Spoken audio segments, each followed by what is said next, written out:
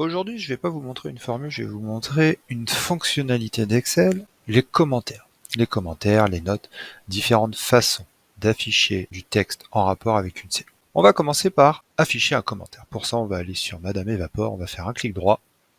Ici, on a Nouveau commentaire, Test, Passion Excel. On appuie soit sur la petite enveloppe qui est ici, enfin le petit avion format papier, soit sur CTRL-Entrée pour publier. On a l'auteur du commentaire, on a le commentaire, la date et l'heure. On peut le modifier, évidemment. On peut le supprimer, on peut résoudre la conversation. C'est-à-dire qu'on va pouvoir conserver un historique des commentaires pour résoudre un sujet. La position, une fois qu'on clique sur la cellule ou qu'on la survole avec le curseur, ça s'affiche de façon figée. C'est visible si on passe sur la cellule uniquement. On ne peut pas choisir d'afficher le commentaire même si on n'est pas sur la cellule. Ce qui est cool, c'est que on a une petite icône violette ici, et du coup on voit qu'il y a un commentaire sur cette cellule.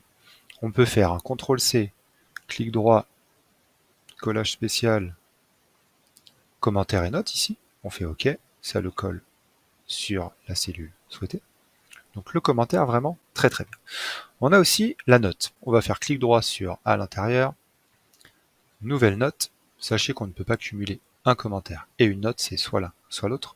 Parce que si je vais sur ma cellule où il y a le commentaire et que je fais clic droit, je n'ai plus nouvelle note. Alors que si je vais sur une cellule où il n'y a pas, j'ai nouvelle note. La note, c'est un peu à l'ancienne, hein, regardez. Là, il y a mon nom qui s'affiche, mais je peux l'effacer. Je peux mettre ce que je veux. Si quelqu'un écrit derrière, il faut remettre un nom plus une heure.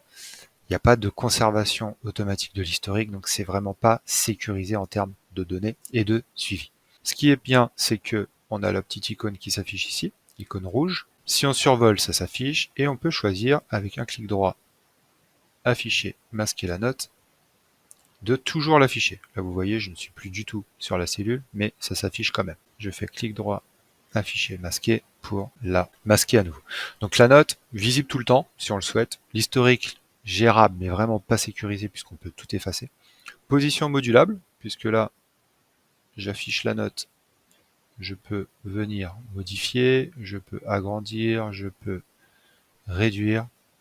Je peux faire un copier-coller spécial pour avoir la note. Vous voyez, elle s'affiche par défaut ici. Je peux la modifier également, je peux la bouger, je peux la moduler. Et on a une icône rouge qui nous dit qu'on a un commentaire.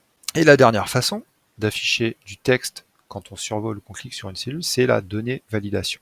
Je me mets sur une cellule, je fais Alt-D-V pour afficher la fenêtre de validation des données. Et là, j'ai un onglet message de saisie. Je vais cliquer dessus, je vais mettre un titre. En titre, je vais mettre mon nom. Et en message, test, passion, Excel. Je clique sur OK. Et maintenant, quand je clique sur la cellule, eh ben vous voyez, j'ai le titre et le texte que j'ai saisi dans données validation. C'est sympa parce que c'est discret, ça se voit si on survole la cellule, mais il faut être dessus. Donc on la survole au clavier ou on clique dessus. Si je la survole juste avec mon curseur, on ne voit rien. Contrairement aux commentaires et à la note, la position elle est figée, vous voyez, hein, on ne peut pas le mettre ailleurs qu'ici, juste en dessous de la cellule. Donc si vous avez du texte, ça va venir masquer le texte qui est en dessous. Et il n'y a pas d'icône. On ne sait pas que, par exemple, ici, voilà, vous avez vu, hein, on ne sait pas s'il y a une donnée validation de renseignement. Donc vraiment, le commentaire, c'est le top du top, c'est le plus efficace et le plus simple à mettre en place.